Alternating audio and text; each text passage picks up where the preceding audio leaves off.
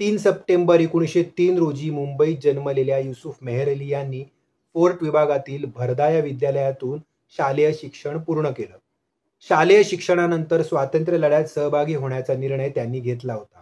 पण त्यांचं कुटुंब ब्रिटिश धार्जिणे असल्यामुळे त्यांना हा निर्णय आवडला नाही. पुढे एल्फिन्स्टन कॉलेजमधून इतिहास आणि अर्थशास्त्र या विषयात पदवीपर्यंतचं शिक्षण घेऊन 1928 साली गव्हर्नमेंट लॉ कॉलेजमध्ये कायद्याचं शिक्षण घेत असताना बॉम्बे युथ लीगची स्थापना त्यांनी केली होती. एकही भारतीय सदस्य नसलेलं सायमन कमिशन आणि त्यांचे सदस्य मुंबईत आले तेव्हा मेहर अली आणि इतर सदस्यांनी हमालाचा युनिफॉर्म घालून मुंबई बंदरात प्रवेश केला आणि मुंबई बंदरात सायमन कमिशन उतरताच सर्वांनी सायमन गो बॅक अशा घोषणा द्यायला सुरुवात केली. या धाडसीपणामुळेच महात्मा गांधींचं लक्ष त्यांनी स्वतःकडे वेधून घेतलं. सरकारविरोधी घोषणा दिल्यामुळे ब्रिटिश सरकारने त्यांची वकिलीची सनद काढून घेतली. 1938 साली न्यूयॉर्क येथे भरलेल्या जागतिक युवा परिषदेस म्हणजेच वर्ल्ड युथ काँग्रेस आणि नंतर मेक्सिको येथे भरलेल्या जागतिक सांस्कृतिक परिषदेला म्हणजेच वर्ल्ड कल्चरल कॉन्फरन्सला युसूफ मेहर अली यांनी हजेरी लावली होती.